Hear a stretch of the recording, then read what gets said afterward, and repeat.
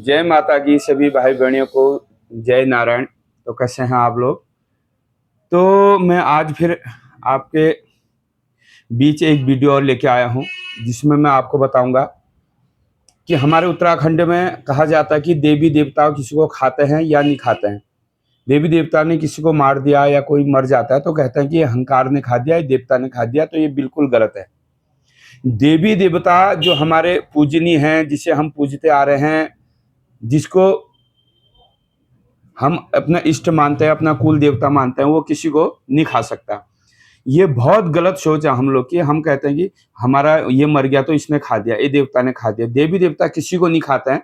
वो हमारे कर्म हैं, वो हमारे पूरे जन्म के भाग हैं। जो हमारे लिखा होगा, हमारे कर्म में जो लिखा होगा, जो विधाता ने लिखा होगा, जो ब्रह्मा ने लिखा होगा, उसको हमें भोगना पड़ेगा। और जिसकी मौत जब होगी, जहां पर होगी, जैसे होगी, तो उसकी मौत होगी, उसको कोई भी नहीं रोक सकता। तो देवी देवता तो एक माध्यम, हाँ भाई यहाँ पर ऐसा हुआ, यहाँ से इसकी मौत हो गई। अब मौत हुई तो कहते हैं कि इनका अहंकार था, इनका धात था, पुकार था, कोई देवता लाए थे, देवता को पुकारा था और तब वो देवता ने इसको खा दिया। तो ये आप बहुत गलत सोच है, ये अपने दिमाग से हटा दीजिए कहीं जगह। और जो देवी देवता है ना, तो वो देवी देवता अगर हमें खा लेगा, वो हम मनुष्य को अगर कोई देवता खाता है तो उसको फिर देवता कहने का अधिकारी वो नहीं है, उसको हम देवता नहीं कहते हैं, वो फिर राक्षस है।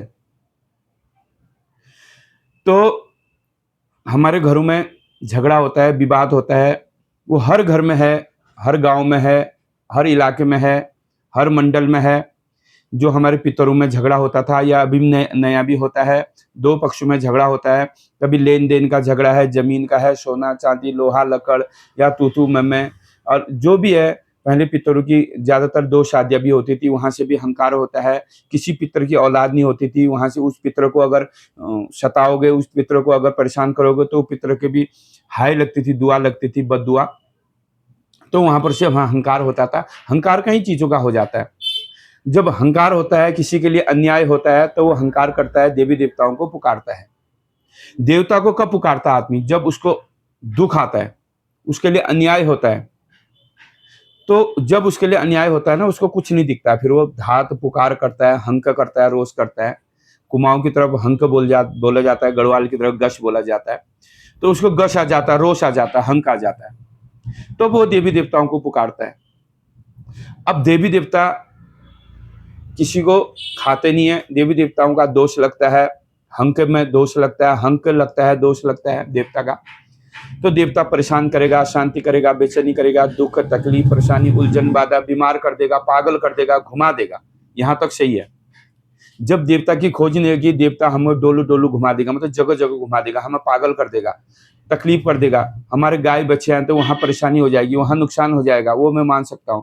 लेकिन इंसान कि जो हम सोचते हैं कि देवता हमें खाता है, तो ये बिल्कुल गलत है।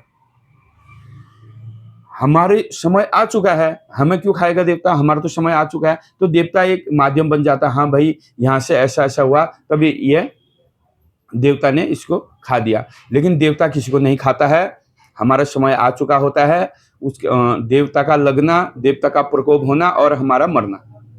तो जब हमारा समय उतना ही होगा, ये ले किसने लिखी है? विधाता ने लिखी है।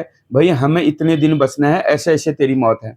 देखो आजकल कितने एक्सीडेंट हो रहे हैं, कितनी घटनाएं हो रही है, कितनी जहर का। तो ये बीच में तो कुछ जहर खा के, कोई फांसी लगा के, जहर खा के अल्प में बहुत लोग मरे हैं। क्या उन सभी देवता ने खा रखा है? ये गलत है। उनके कर्म ही उतने थे, उनका समय ही उतना था, उनका आ गया समय। जिसका समय आ जाता है उसको कोई नहीं रोक सकता है। जब महाभारत में आपने कथा सुनी होगी, राजा परीक्षित थे, पांडवों के पौत्र। जब पांडव, पांच भाई पांडव अपना राजपाट छोड़ के स्वर्ग जा रहे थे, तो परीक्षित पांडव जो हैं, उनके जो पौत्र हुए, नाती परीक्षित पांडव, तो उनको राजपाट देके गए। परीक्षित पांडव को राजपाट जब देके गए, तो पांडव कहते हैं, पांडव जिंदा बैकुंठ गए, तो हिमालय गए, तो सत्पुरुष थे, भगवान का अंश उनमें था, तो पांडव जो है बैकुंठ चले गए। तो परीक्षित पांडव को राजपाट दे गए। तो परीक्षित पांडव जो है शिकार के बड़े शौकीन थे। तो परीक्षित पांडव जंगल जब शिकार खेलने गए, क्योंकि उनके सिर में कलयुग बैठ गया, काल बैठ गया। ये कथा बहुत लंबी है, मैं आपको शॉर्ट शॉर्ट में बता रहा हूँ। तो परीक्षित पांडव, क्योंकि सतयुग गया, सतयुग के बाद फिर कलयुग आया, सतयुग द्वापर त्रेता जब ये गए उसके बाद क्या आ गया, कलयुग काल, कलयुग आ गया। तो कलयुग कहाँ बैठ गया, राजा परीक्षित के सिर में, सोने के मुकुट में।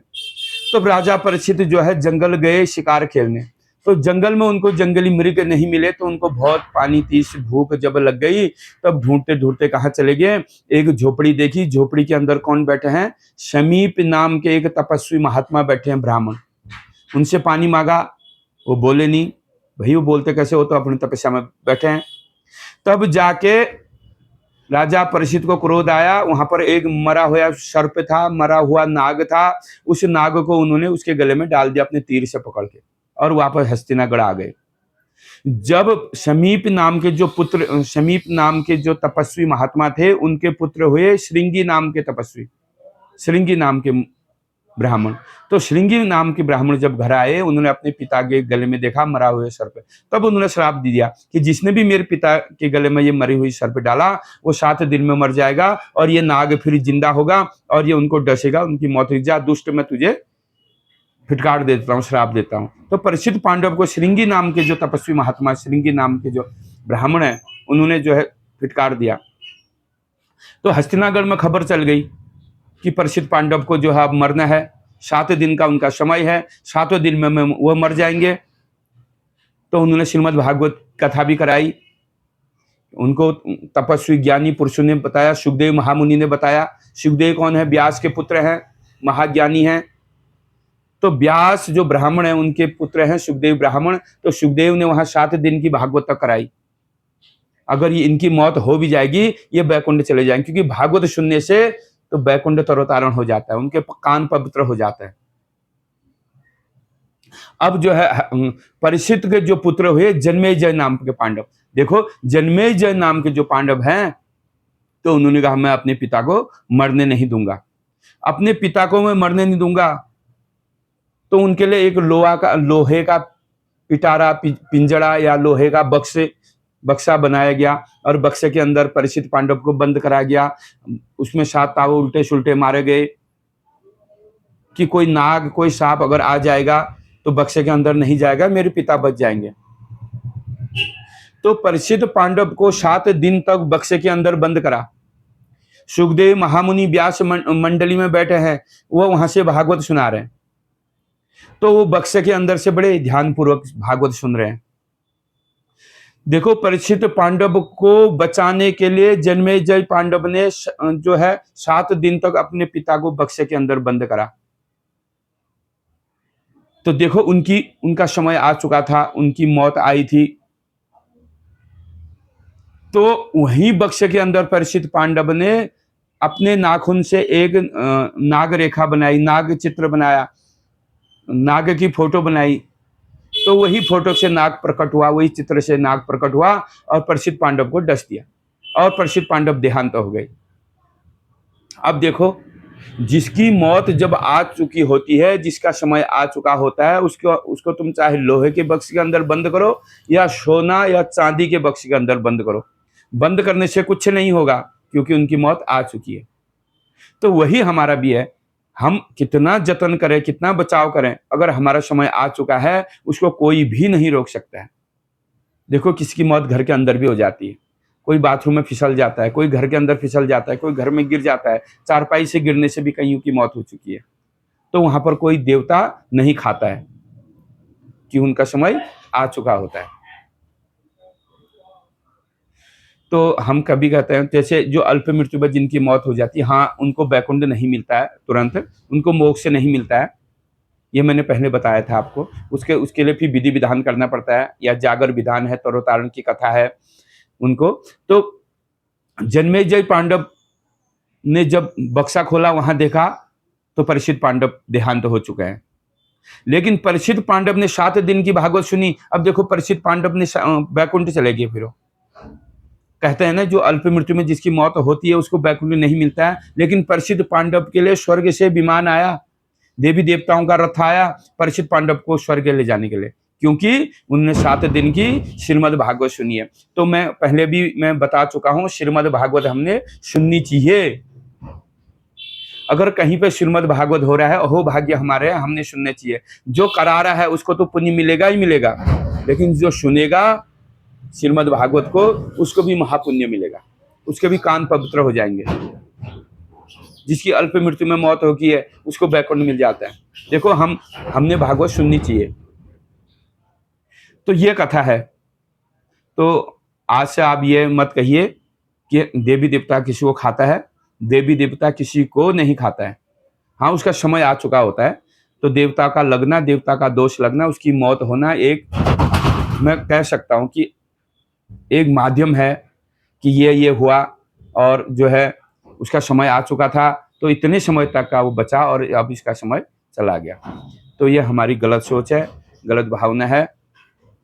तो आप लोग हमारे साथ जुड़िए, और मैं फिर आपको नई नई जो हमारे उत्तराखंड के देवी देवताओं के बारे में है, हमारे जो संस्कृति के बारे में, हमारे सनातन धर्म के बारे में है, हमारे उत्तराखंड के देवी देवताओं के बारे में है, ये फिर मैं आपको बताते रहूँगा। आप मेरे साथ बने रहिए। मेरे चैनल को लाइक करिए, सब्सक्राइब करिए, कमेंट करिए, और जो है औरों को भी बताइए, और नई युवा पीढ़ी को बताइए। मेरा वीडियो बनाने का जो मैं वीडियो बनाता हूँ कि नई पीढ़ी के लिए बनाता हूँ, कि नई पीढ़ी को हमारे जो है देवी देवताओं के बारे में पता होना चाहिए, हमारे संस्कृति के बारे में पता होना चाहिए, हमारे जो है नए नए देव डांगर है उन्हें कुछ सीखना चाहिए। देख लो, नाचना कोई बड़ी बात नहीं है। किसी पे देवता आ गया, नाच गया, हल्ला गुल्ला करा और जो है शांत हो गया, ये कोई बड़ी बात नहीं है। लेकिन जब किसी पे देवता आता है तो वो भलाई का काम भी करे। भलाई का काम कैसे करे? आप में देव अंश है, कोई देव डांगर है, अगर देव डांगर के पास कोई दुखी आता है, कोई परेशान आता है, वो अपने इष्ट के नाम पे एक भभूति लगा देगा, उसको आराम मिलेगा। तो इससे बड़ा पुण्य कुछ नहीं है। तो आप सिद्ध डंगरिया बने, डंगरिया नहीं सिद्ध डंगरिया बने, आप जगरिया नहीं सिद्ध जगरिया बने, गुरु नहीं सिद्ध गुरु बने। कैसे बनिए? अपने तप, अपने जप, अपनी साधना से।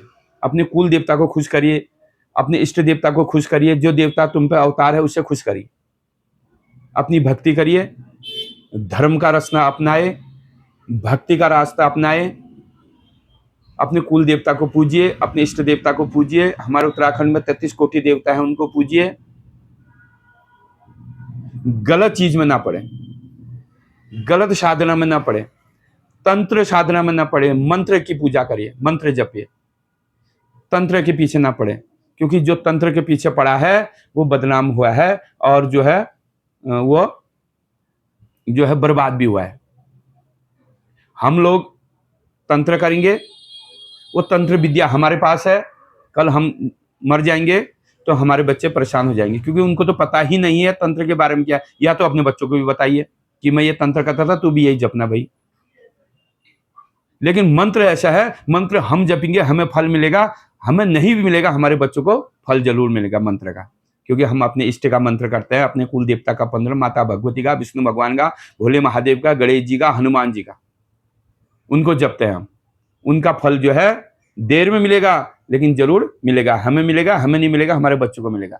लेकिन तंत्र का फल जो है तुरंत मिलेगा। तांत्रिक विद्या, तंत्र का फल हमें तुरंत मिलेगा, हमें मिलेगा, लेकिन हमारे बच्चे बर्बाद हो जाएंगे। क्यों हो जाएंगे? क्योंकि वो रास्ता उन्हें मालूम नहीं है। हमारे पिताजी, हमारे पितर क्या करते थे, उन्हें मालूम नहीं है। तो आपसे मैं पहले भी बता चुका हूं, तंत्र के पीछे ना भागें, तंत्र साधना ना करें, मंत्र की साधना करें, अपने इष्ट की साधना करें, अपने कुल देवता की साधना करें। हमारे पास इतने देवी देवता हैं, शमशानी साधना ना करें। मैं ये नहीं कह रहा कि आप शमशानी साधना कुछ लोग करते हैं, लेकिन गृहस्थियों के लिए नहीं है। तंत्र साधना, शमशानी साधना गृहस्थियों के लिए नहीं है। हमारे पास घर गृहस्थी, सब बाल बच्चे, पूरी परिवार, भरा परिवार हमारा है, और हम शमशान में साधना कर रहे हैं। आहा, धिक्कार है हमारे पर। तो हम तो अपनी बर्बादी कर रहे हैं। तो ये काम ना करें, मैंने पहले भी बता रखा है, और जो औरों को भी बताइए। अपने इष्ट को जपिए, अपने कुल देवता को जपिए। हमारे पास इतने देवी देवता हैं, उनको जपिए, और ये शमशानी के चक्कर में ना पड़े, और घोरी के चक्कर में ना पड़े। क्योंकि शमशानी मंत्र होते हैं, शमशानी साधना होती है, और घोरी साधना होती है, सब साधना होती है हमारे सनातन धर्म में। लेकिन किसके लिए है? जिसने घर गृहस्थी सब त्याग दी, सन्यासियों के लिए, जिसने जोग ले लिया हो, शिव नाम संन्याम राम माम राम, गुम्फों के जोगी, मठों के फकीर, 12 पंथ का जोगी, 16 नाम संन्यास, 12 नाम बैराग। तो बैरागियों के लिए है, वो सन्यासियों के लिए है, अघोरियों के लिए है, जिसने जोग ले लिया हो उसके लिए है। तो आप लोग को मेरी वीडियो सही लगी हो तो कमेंट, सब्सक्राइब, लाइक जरूर करें। आप मेरे साथ बने रहिए, हमारे व्हाट्सएप ग्रुप के साथ भी आप जुड़िए, और आपका बहुत बहुत धन्यवाद। फिर आपको और वीडियो लेके आऊँगा, फिर और बात बताऊँगा हमारे उत्तराखंड के देवी देवताओं के बारे में। जय उत्तराखंड, जय देवभूमि, जय माँ भगवती, जय सनातन धर्म की जय।